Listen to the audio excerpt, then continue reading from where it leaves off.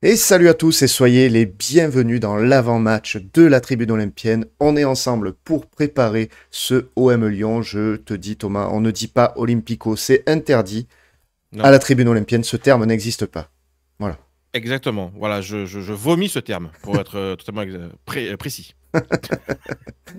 Les amis, au programme, on va revenir sur les conférences de presse de Zerbi et de Fonseca. On va parler des groupes de l'Olympique Lyonnais et de l'Olympique de Marseille. On va parler de notre adversaire, donner quelques clés du match comme d'habitude, le 11 de la tribune, les pronostics et on va saupoudrer de mercato, bien entendu. Il faut toujours un petit peu. Il en Voilà. faut toujours un petit peu, oui. Tous les jours en fait, tous les jours finalement. Bah, jusqu'à demain, quoi. Voilà, après, c'est bon, c'est terminé normalement. Tu vas pouvoir souffler. Allez, petit générique et c'est parti.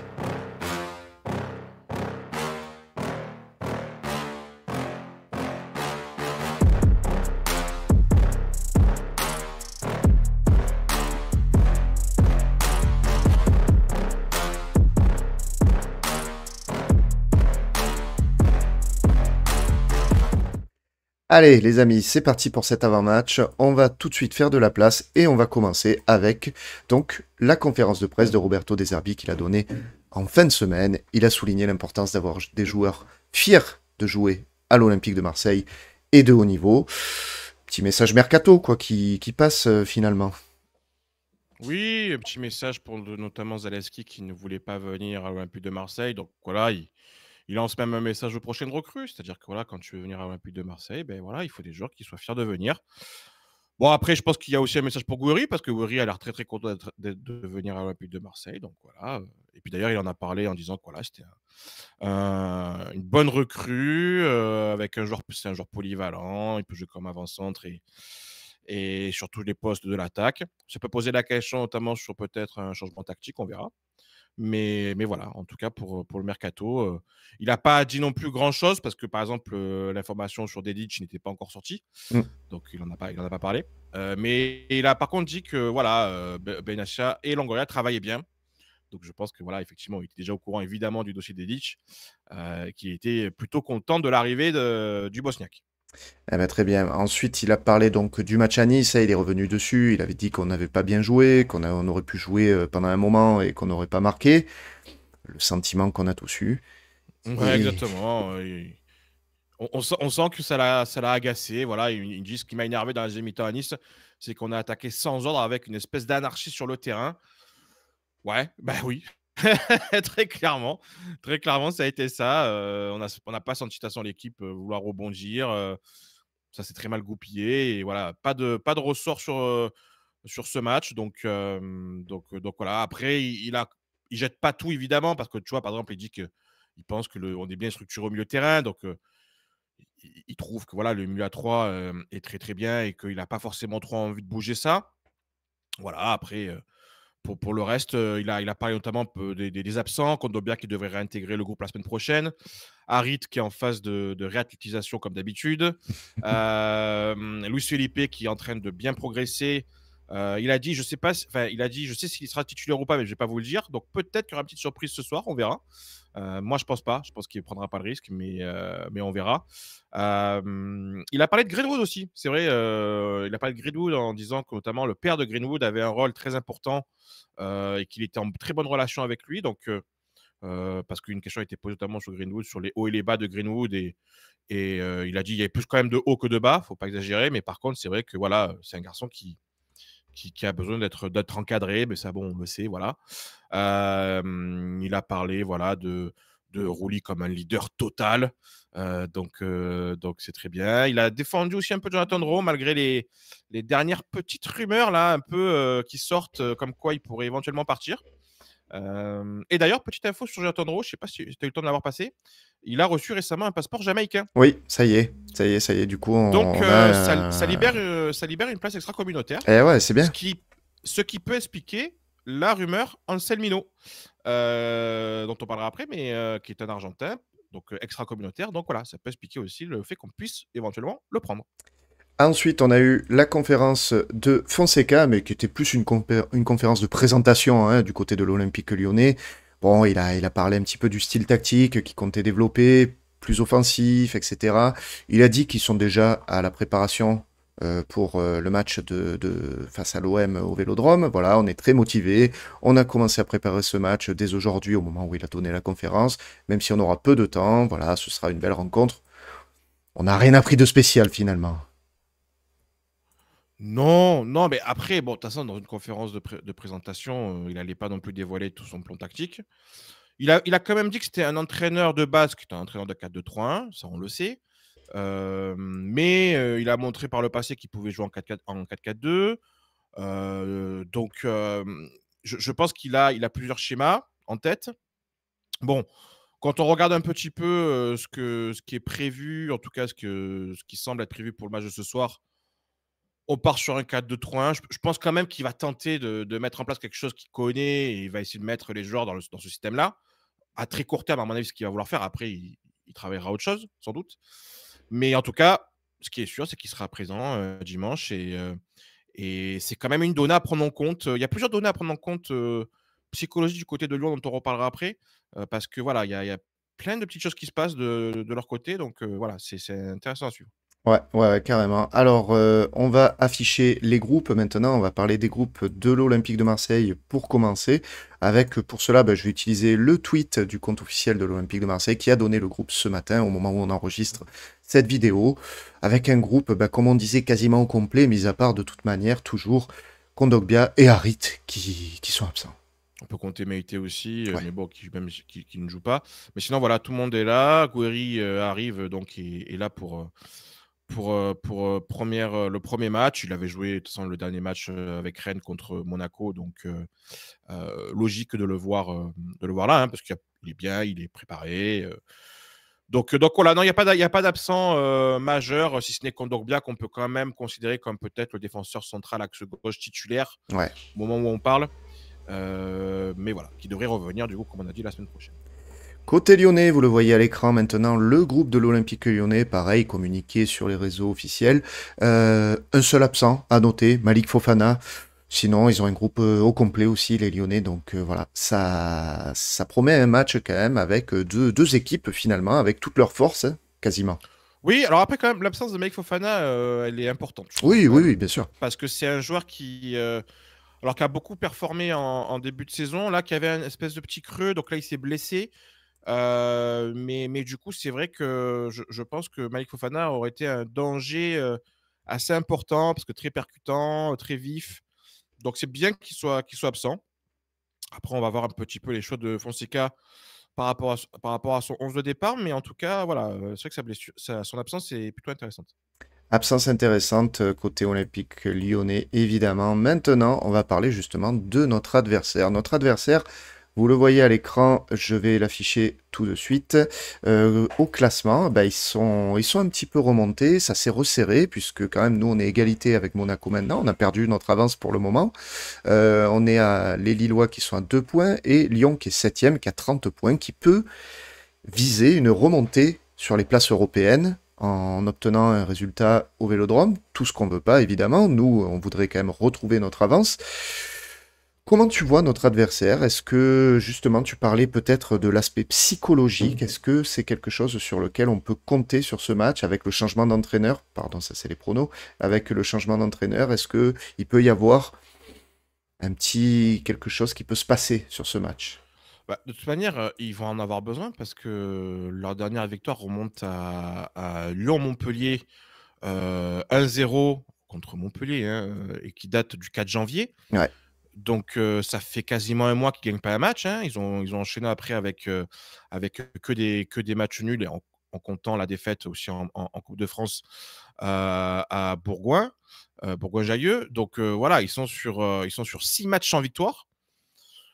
Donc effectivement, ils avaient besoin là d'un ressort, psychologique, pour un peu renchaîner. Donc oui, c'est un match, de toute façon, évidemment, qui est important, parce que voilà, on va éviter d'essayer de les remettre dans la course à l'Europe, effectivement. Si on gagne, on les met à 10 points, ce qui est pas négligeable. En plus de ça, on a vu que Monaco et Lille hier ont gagné. eh oui. Donc ça nous oblige à gagner pour garder le matelas et le matelas d'écart et le petit matelas de sécurité que l'on a par rapport à nos poursuivants. Donc voilà, c'est un match évidemment très important. Je bascule sur l'équipe et notamment la composition probable de l'équipe de ce soir concernant donc l'OM et l'Olympique Lyonnais. Hein. Côté Olympique de Marseille, ils partent sur le 11 classique. Ouais.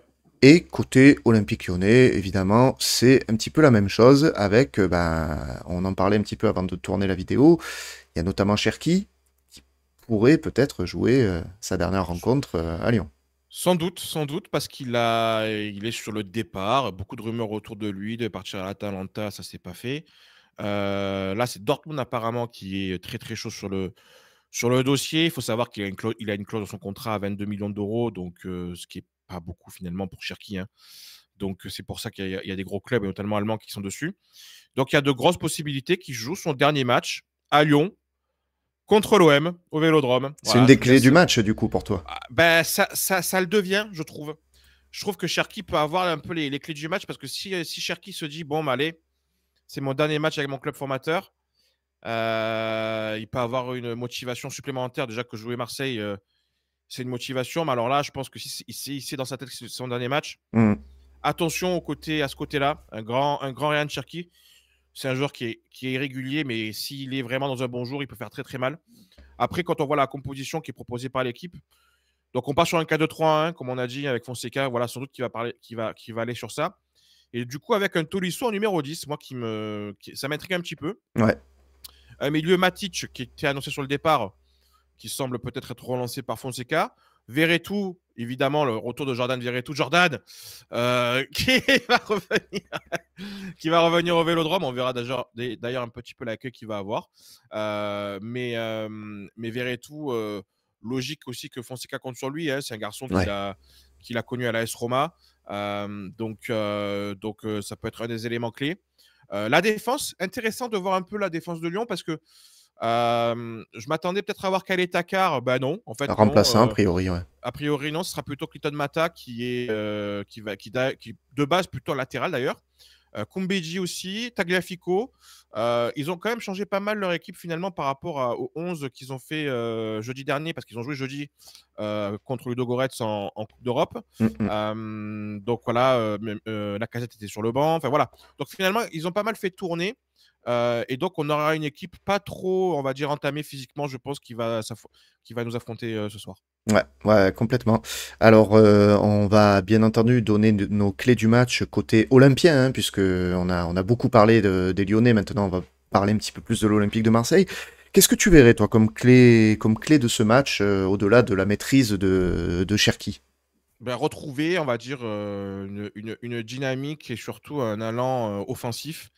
Je pense que voilà, il va falloir trouver des solutions et ne pas être trop prévisible. Hmm. Encore une fois, c'est sur ça qu'il va falloir travailler. De Zerbi parlait de la structure du milieu à 3 qu'il trouvait très intéressante, ok, mais c'est vrai qu'offensivement, je pense qu'il faut que par exemple on ait un Højbjerg un peu plus offensif, qui prenne un peu plus d'initiative offensive, quitte à laisser un peu Rongier en sentinelle.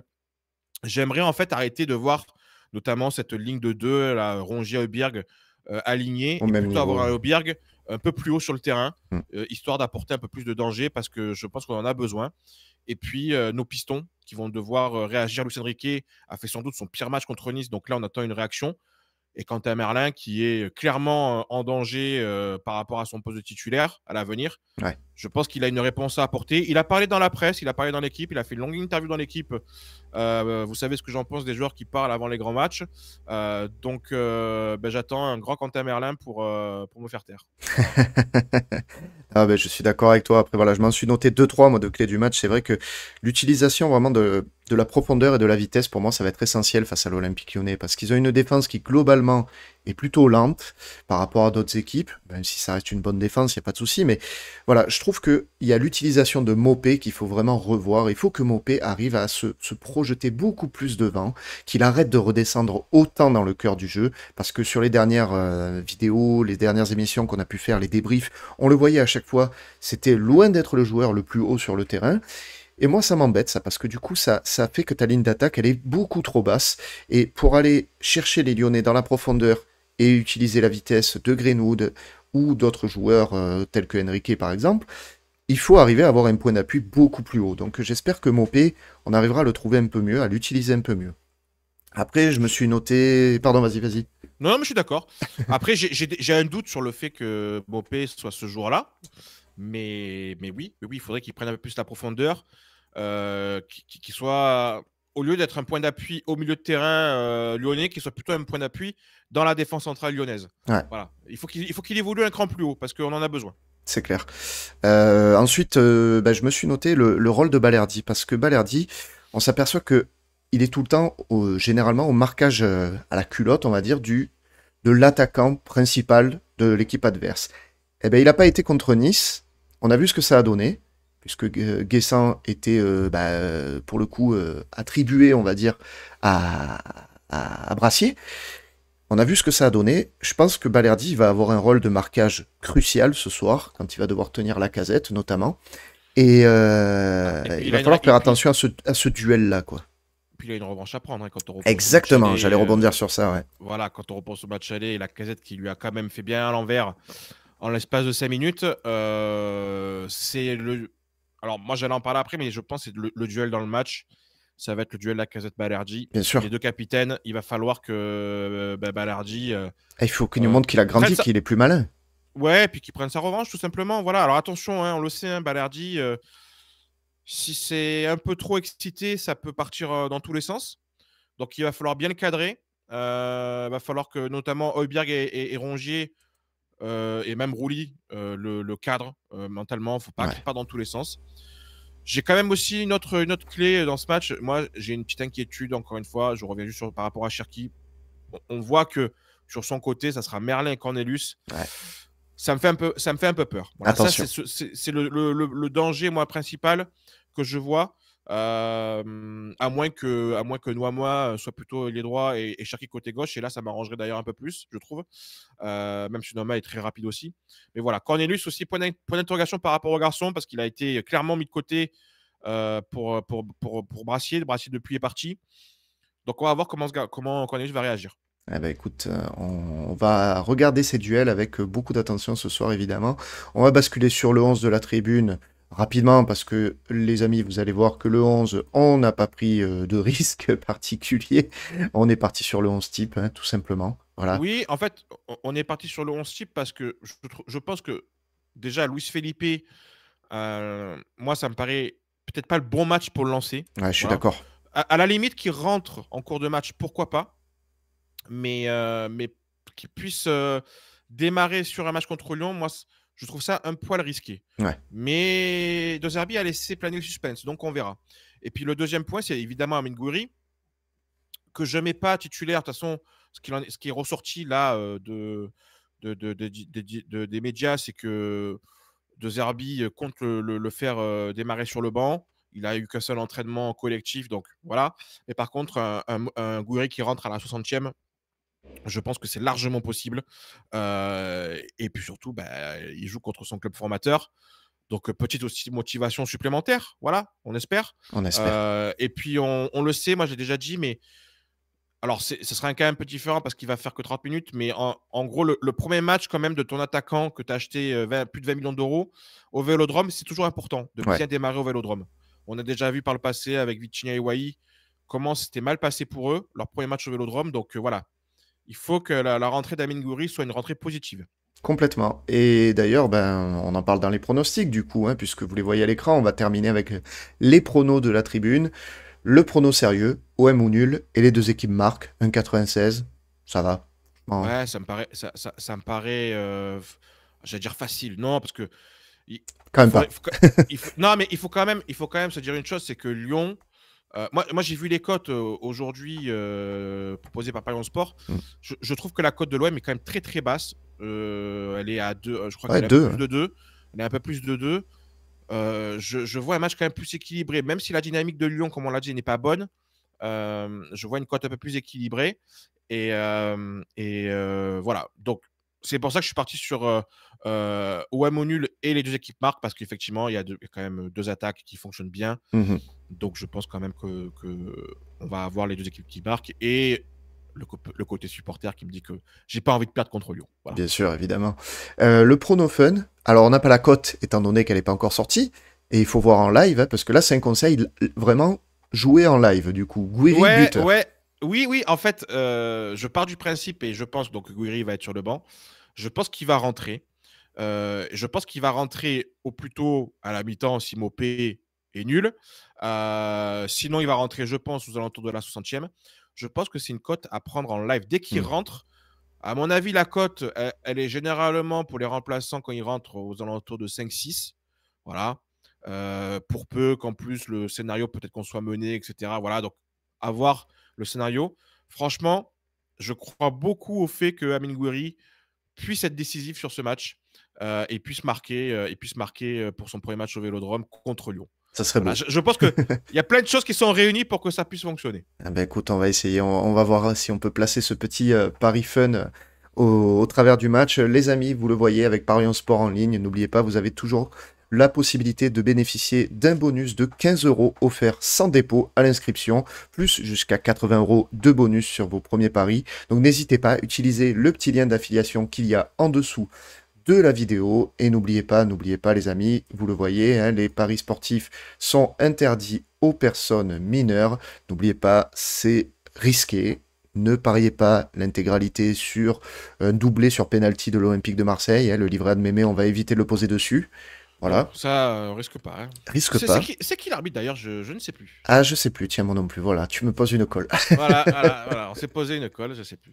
C'est pas grave. Les amis, donc voilà, faites attention avec vos mises, soyez responsables. Et on va terminer un petit peu avec du mercato quand même, parce que on va rappeler quand même qu'il y a eu du mouvement. Hier, ça a beaucoup bougé. Tu as fait 2 vidéos d'ailleurs, et dont une qui concerne la présentation de la surprise du chef, j'ai envie de dire.